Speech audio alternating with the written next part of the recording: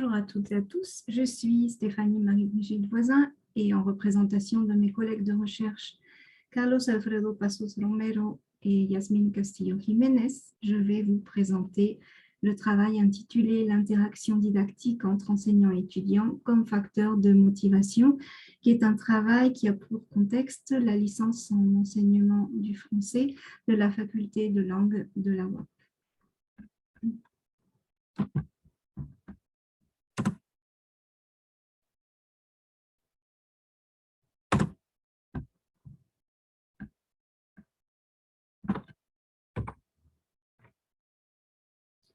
La communication et l'interaction sont des aspects fondamentaux dans la vie de l'être humain. Et dans le processus d'enseignement-apprentissage, l'interaction entre le professeur et l'étudiant, outre l'acquisition de connaissances et de savoir-faire, entraîne chez l'apprenant motivation et intérêt pour la classe. Dans le contexte d'enseignement-apprentissage, l'interaction est double, car elle revêt les formes de l'interaction sociale entre individus partageant une situation de communication et de l'interaction didactique qui renvoie à la communication intentionnelle, structurée et spécialisée dans l'enseignement-apprentissage. L'interaction didactique englobe l'autre type d'interaction, en général, dans la mesure où l'enseignant s'adresse aux apprenants en tant qu'individu et s'intéresse à eux en tant que personnes, ce qui implique qu'ils mettent en œuvre des actes de parole destinés à le leur montrer, tels que questions sur leurs activités en dehors des cours, sur leur motivation ou encore plaisanteries ou autres ressources pour les motiver et les dynamiser. L'interaction est donc au cœur du processus d'enseignement-apprentissage en tant qu'elle engage l'apprenant pour lequel elle est essentielle. Il apprend par l'interaction avec l'enseignant, les autres apprenants et les contenus d'apprentissage. Et il s'exprime en tant qu'étudiant et individu par l'interaction. C'est souvent la qualité de cette dernière qui va jouer un rôle dans la motivation de l'apprenant et ses efforts pour atteindre ses objectifs. Ortiz l'a défini comme un ensemble de relations et de transformations qui commencent dans la salle de classe et qui sont composées par les professeurs et les apprenants et orientées vers divers objectifs du processus d'enseignement-apprentissage, insistant ainsi sur son caractère évolutif et collaboratif.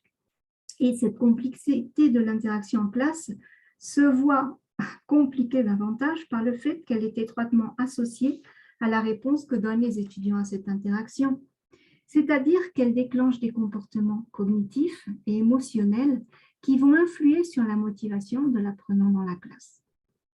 D'ailleurs, les travaux de Piaget insistent sur le fait que la motivation est définie comme la volonté d'apprendre, dont l'objectif fondamental est l'adaptation.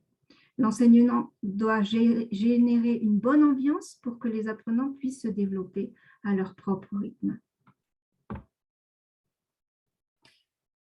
La motivation, nous l'avons dit, nous le savons tous, elle est au cœur de la problématique de l'enseignement, du processus d'enseignement-apprentissage, et nous l'avons dégagé comme suit.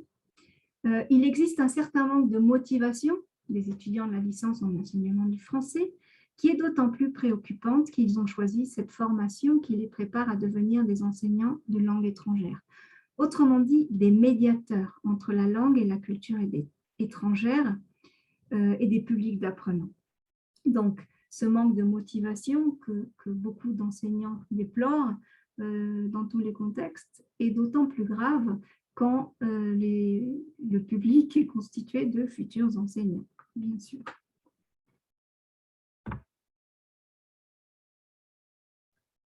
À partir de cette problématique, nous nous sommes posés comme objectif général d'analyser comment l'interaction entre l'enseignant et l'apprenant peut motiver ou au contraire démotiver les apprenants de la licence en enseignement du français.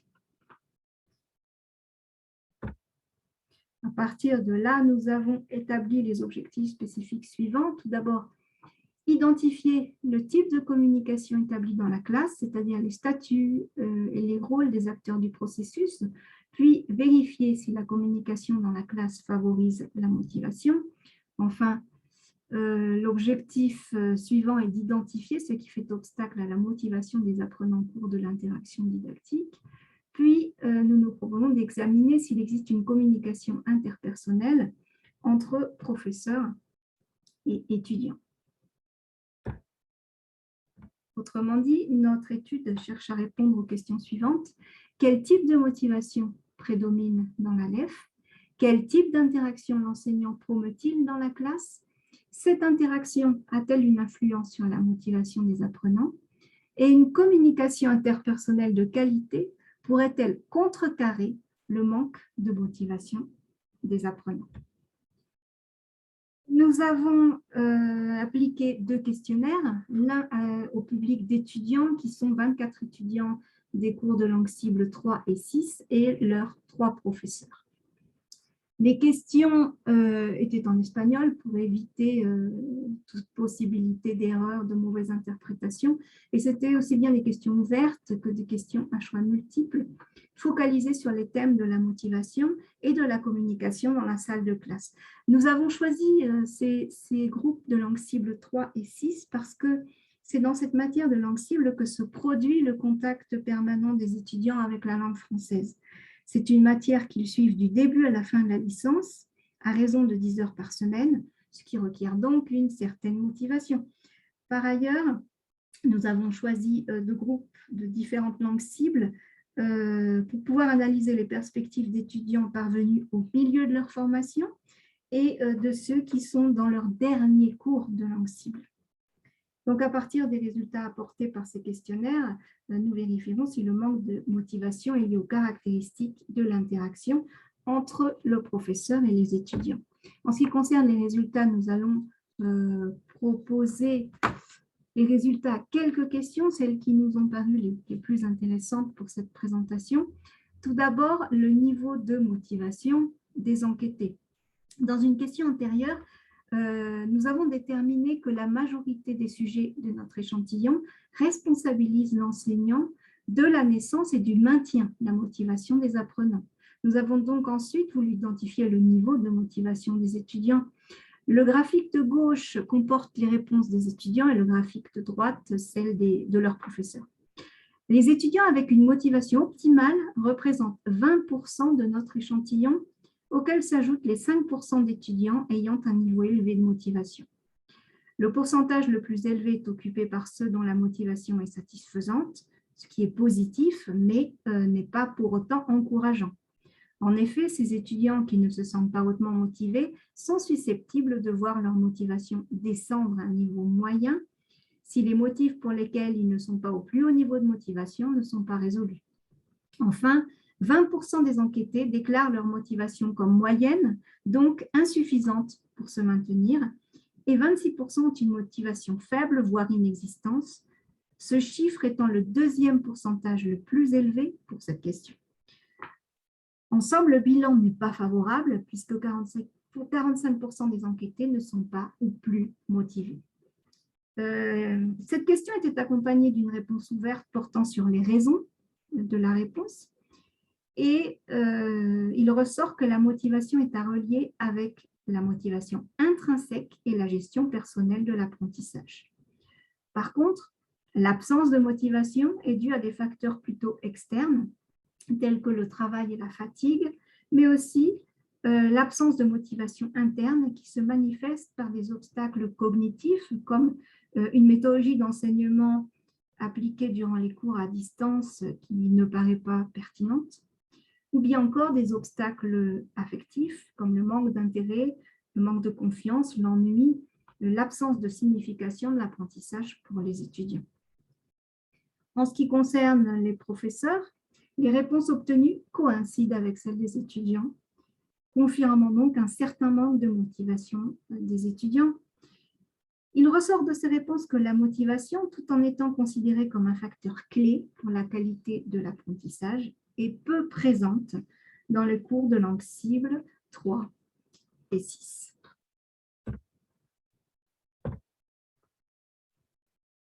Notre graphique suivant porte sur les attitudes qui sont considérées comme motivantes du professeur. Et les réponses obtenues sont les suivantes. 42% des sujets de notre échantillon valorisent que leurs professeurs interagissent avec ses étudiants. 29% mettent l'accent sur son caractère accessible, 17% apprécient qu'il ou elle soit amusant, et 12% considèrent motivante son intelligence. Il faut ici remarquer que les réponses obtenues se centrent sur l'aspect communicatif dans la relation didactique. En effet, ils valorisent avant tout que le formateur ou la formatrice ait avec eux une interaction interpersonnelle qui aille au-delà de l'échange didactique usuel, des questions-réponses ou de l'exposé du commentaire. On est bien ici dans le domaine de l'interaction sociale entre individus, en dehors d'un cadre hiérarchique où l'un dominerait complètement, constamment et de manière autoritaire la parole. Dans le même ordre d'idées, nos sujets d'enquête insistent sur l'accessibilité de l'enseignant, c'est-à-dire sa capacité d'écoute et son caractère compréhensif, voire empathique. Enfin, le sens de l'humour et l'intelligence sont aussi mis en avant. Et on voit donc que la qualité humaine est absolument essentielle pour nous enquêter.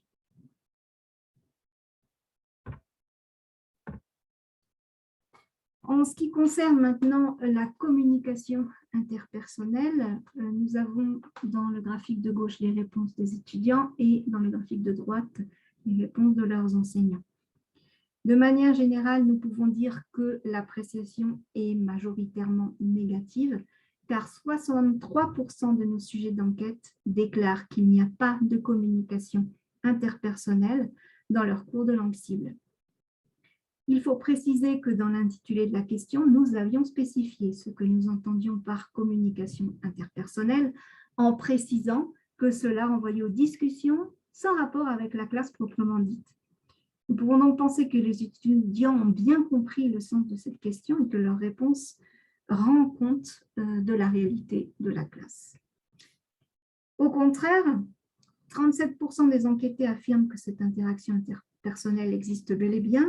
On peut supposer que ces étudiants appartiennent à des groupes différents, ce qui expliquerait les dissensions qui seraient alors liées à des dynamiques de classe distinctes, où les professeurs inciteraient ou non aux interactions interpersonnelles entre les étudiants, voire y participeraient.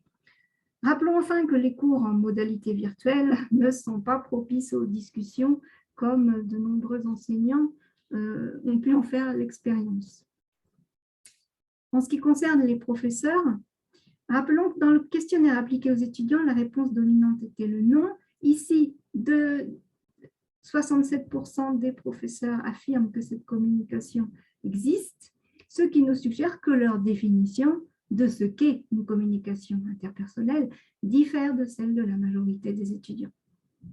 Ces derniers peut-être perçoivent la communication personnelle uniquement dans une perspective sociale et émotionnelle, alors que les enseignants conjuguent des thèmes de la vie personnelle ou sociale dans le cadre de l'interaction didactique. Concernant les conclusions, nous en avons tiré 3. La première est qu'il existe bien une communication, mais qu'elle prend uniquement la forme de l'interaction didactique, et une interaction didactique relativement traditionnelle, au cours de laquelle seuls l'émetteur échange des informations pour le récepteur. Cette interaction didactique cognitive ne prend pas assez en compte les besoins socio-émotionnels des apprenants et ne favorise donc en rien la motivation des étudiants qui ont besoin d'évoluer dans une ambiance scolaire dynamique avec plus d'interactions réelles, marquées par l'échange verbal entre l'enseignant et l'étudiant et aussi entre les étudiants. Notre deuxième point est que la motivation des étudiants est complètement dépendante du comportement discursif de l'enseignant et de la personnalité de celui-ci. Le professeur est involontairement rendu responsable de faire naître chez l'étudiant une motivation externe qu'il devra ensuite maintenir. La pression qu'il exerce sur les apprenants par son statut d'autorité, ses fonctions pédagogiques, soumet les étudiants à un stress qui peut les démotiver, mais c'est surtout son comportement discursif qui va être décisif pour le maintien de la motivation ou au contraire l'apparition de la motivation ou absence de motivation. Enfin, dernier point, la communication interpersonnelle est inexistante du fait que l'interaction est collective, non personnalisée, unidirectionnelle les étudiants s'exprimant avant tout sur invitation du professeur. Et la visée de cette communication est donc didactique et ne prend pas en compte les fonctions socio-émotionnelles de la communication interpersonnelle.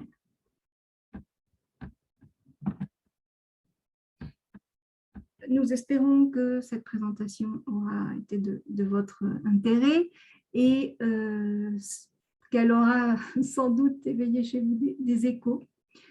Si vous voulez nous faire part de commentaires, partager vos expériences, vous avez ici nos courriers électroniques. Merci beaucoup et à très bientôt.